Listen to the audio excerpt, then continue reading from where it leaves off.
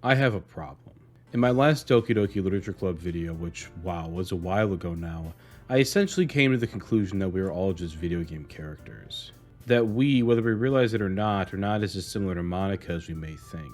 And when I said this at the time, I meant the version of Monika that we still kind of view as being human. The one that we recognize as lacking free will, sure, but still being a sentient being.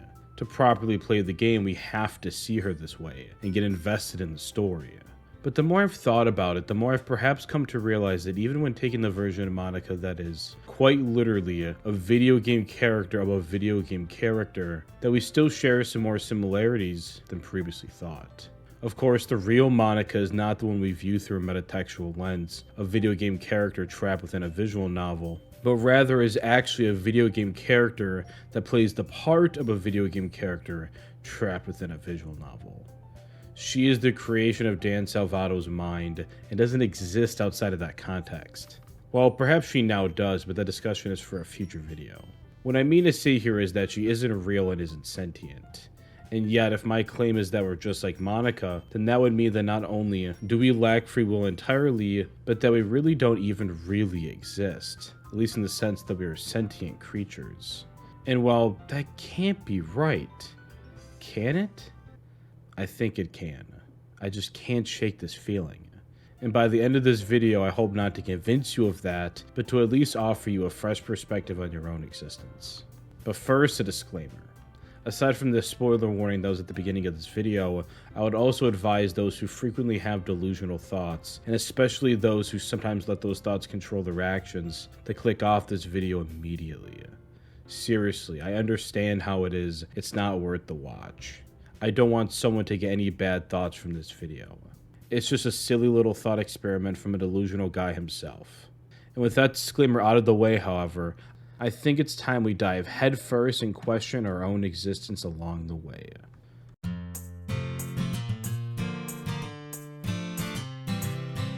But first, a recap, to explore just how much we lack free will. If you've seen my past video on DDLC and remember for the most part, either use this timestamp here or the chapters to skip over this section. Or you could always just watch it. I promise I'll make it interesting. Well, it really is just a recap. It probably won't be that interesting to you, but you should still watch it. If you haven't seen that past video, it'll be in the end card at the end of this one. I would seriously consider checking it out afterwards. Now, let's recap. Doki Doki Literature Club explores this lack of control over one's life and desires through Monika. When she discovers that she has essentially no free will, she comes to the conclusion that she must romantically pursue the player, even at the costs of her whole world. But it should be clear by now that her entire reasoning beyond this desire is that, well, she's a character in a dating sim. Romantically pursuing the player character is in her very programming, and everything in the environment around her is specifically designed to lend itself towards that goal. So then, do we have free will at all? Well, that's a complicated question.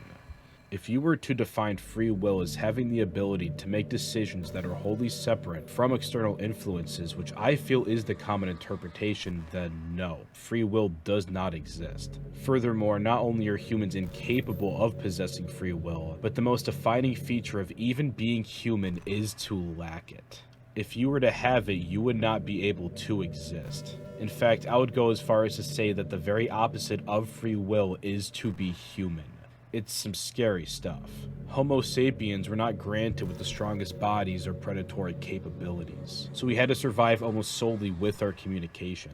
Over the years, this led to the development of societies and to the eventual world we see today.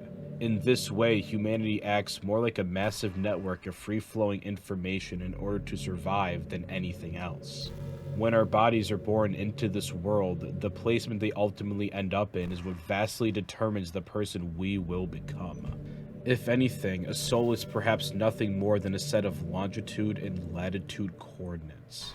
Your mind, then, is created through your interactions with the collective consciousness, the network, all of which is external to yourself. That is to say that your personality, the very essence of your being, is born almost solely through external factors, which are then processed by internal ones such as instinct. When such factors become internalized and solidify within the brain, that is when a human is truly born. and that human will inevitably make many decisions in its lifetime. Decisions they believe they're making by wielding the power of free will. However, if your mind is molded almost solely by external influences, then any choice your mind makes is more of a disgusting amalgamation of those innumerable factors than anything resembling our concept of free will. Simply a byproduct of the collective consciousness. Now, this is a very small snippet in a much larger video, one that I do hope you'll check out after this one, but now you should be at least a little caught up, at least enough to properly engage with this video.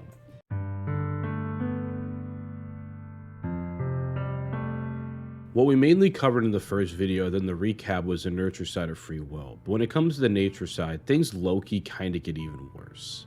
Let's look at Sayori. Sayori has depression, something that weirdly enough is a physical thing. Now, there are multiple different types of what we call depression, but based on what we know about her circumstances, it seems that she suffers from major depressive disorder. Something that I know a lot about since I also have it. This can be caused by external things that align with nurture, yes, but you can also just be born with it. It is a chemical imbalance after all, something physical, and I can personally vouch that I've always felt what Sayori would describe as a gray rain cloud above my head. When she talks about feeling depressed, she specifically mentions that she's always had it, and never gives an external reason she may be experiencing it. This is all to say that something as extreme as depression, something that can alter or even sometimes define your entire life state and overall happiness, can be something completely out of your control, just because you're born with it. It can be part and in your very nature. And this is just one example from the game. Let's look at another example, this time taking it from my Chainsaw Man analysis video. Take it away, past me. The devils of Chainsaw Man take this notion quite literally, however. They present the Lovecraft-esque monsters right in front of us, and while that makes them less Lovecraftian, it certainly makes them more of a threat. We still can't comprehend them, especially later on in the manga though. Fear itself is a very abstract concept while also being very widely applicable. But I think the devils in Chainsaw Man can even be boiled down to one question.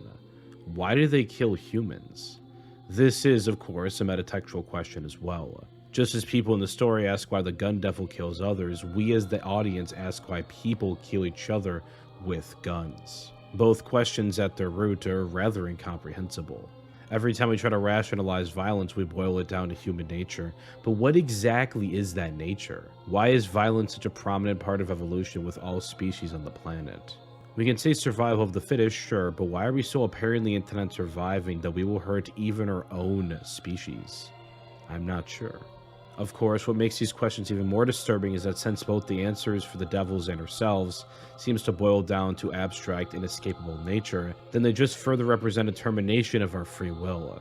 I mean, so far we only really have two sides of the self-development problem, nature versus nurture, and yet both sides seem to point towards the same inevitable truth. We have no freedom or real choice in the matter. Never mind the literal devils killing people based on their own fears in the story, that was restricting enough. But as I think I've made it clear, the questions are what should terrify the reader the most. Because at the end of the day, this is what we take home with us. That, above all, is what we must live with. Like Past Me said, I think that if both nature and nurture are both out of our control, well, we're kinda just screwed. But certainly that doesn't mean we're just a video game character, does it? Well, my friends, I think it might, and I think now is the time to explain why. It's because we can't lean on our nature to avoid the restriction on our free will when it comes to our nurture.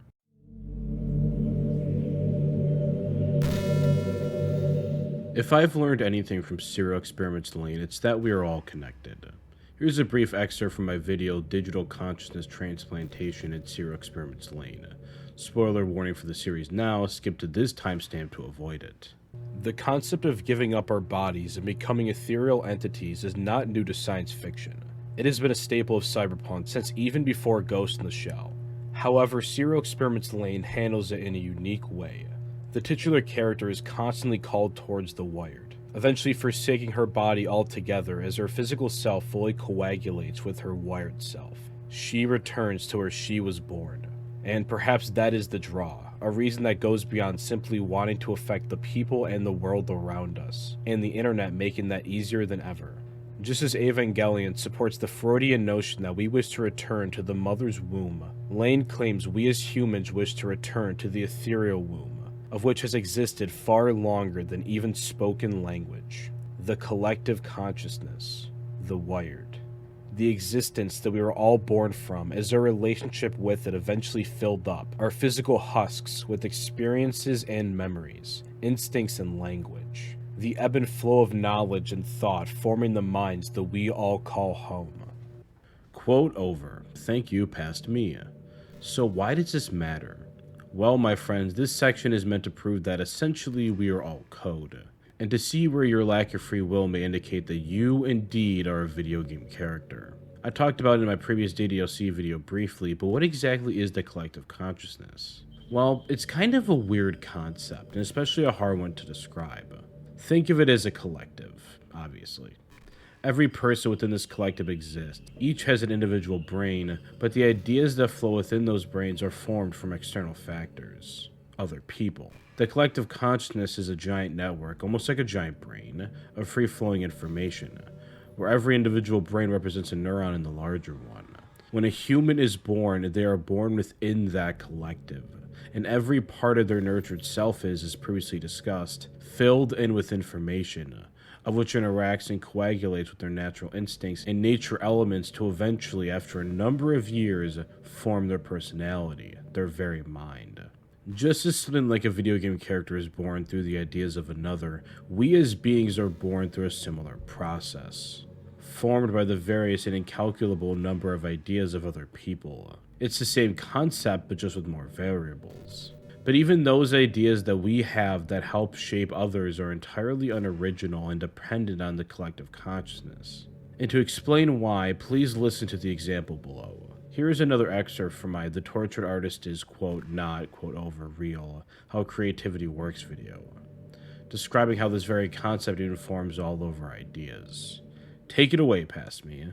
Let's stop beating around the bush here. I'm going to tell you exactly what I think creativity is, which means I have a sad reality to tell you. You have never come up with a good idea in your life. In fact, you have never come up with any idea in your life. Originality doesn't really exist. For a simple explanation, any idea you can possibly have is formed by your mind. But your mind is formed by your interactions with other beings and the environment around you. It's influenced by other ideas, meaning your ideas, the ones that come from your mind, are some combination of other ideas. For the full horrific implications of this, watch this video after this one is over. And sorry in advance. For the sake of this video, however, we'll be taking a look at this a different way, and think of this more on a quantum level. The collective consciousness, as Lane would call it, represents this, well, collective that we interact with. Think of this as everyone and everything else, a vast ocean that constantly influences waves to form other waves, and you are just one single burst of energy within that. But inside that collective consciousness are also possibilities. When looking at it from a mathematical or quantum point of view, we see that any possible idea, itself being a combination of other present or even future ideas, is there. I say future because we can use even those potential ideas to try and predetermine what ideas may come to being next. It's all quantifiable, even if only by some omniscient supercomputer. Of course, as we said before in the recap, this is a pretty scary thought. It basically means we lack any semblance of free will, and that to be human is to not be free. But it also means we are essentially only code. So the lines between sentient being and video game character are starting to get more and more blurred. So then, what is ultimately the difference? Well, that leads us into the next section of the video.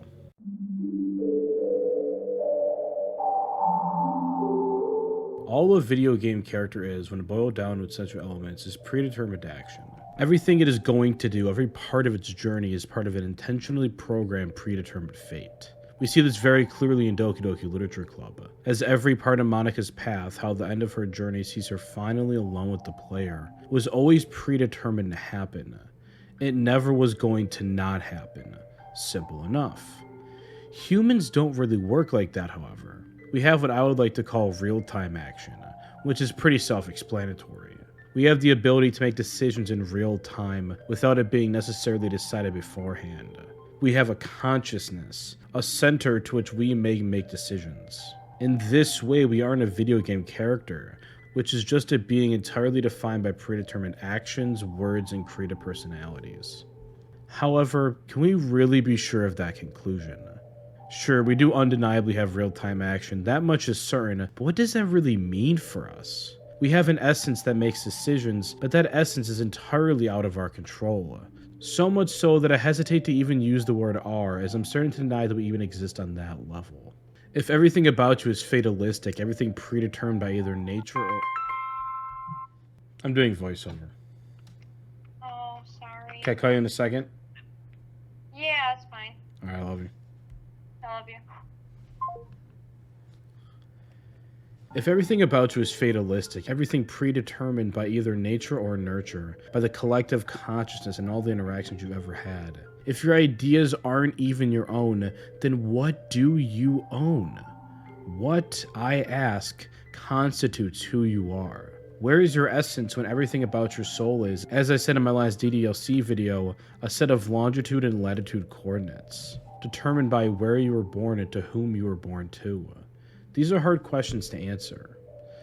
To me, it doesn't seem like we are very dissimilar from a video game character. Sure, they lacked real-time decision-making, but since any decision we make using that is predetermined by our personality and mind, which is predetermined since birth, out of our control, through a complex web of interactions we are destined to eventually have, then we're just as predeterministic as a video game character, just with an extra step.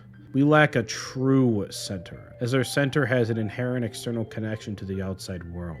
It's almost as if we are connected via cable to the collective consciousness at all times. I feel I need to elaborate a bit on my statement of since birth, since it's a bit of a stretch. What I mean when I say this is that, through an incalculable number of factors, every person you will ever meet, determined by their own personalities, is predetermined as well. Not that you start with a set personality at birth, but rather you start on a path towards that predetermined personality. Let's look at an example. Two people meet in a Mexican restaurant. They talk and eventually fall in love. A very cute, loving story. However, their meeting was of a predetermined fate, as they are both raised in a similar area and brought to the same restaurant as kids, making them want to also frequent it as adults. They meet at noon on a Tuesday because they are both raised to become independent thinkers and both pursued a field that allowed them schedule flexibility.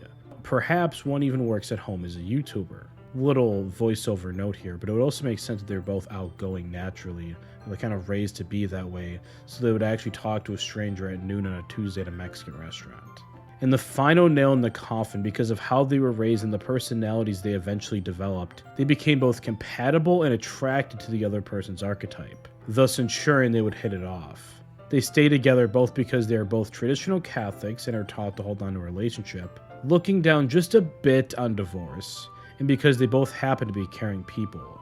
Thus, they die old together, happy, and perhaps unaware of their predetermined fate. Now take this concept and simple example and multiply it by like a Googleplex or something, and you have this incalculable number of interactions, this entangling web that determines everything. Alright, back to our regular scheduled programming.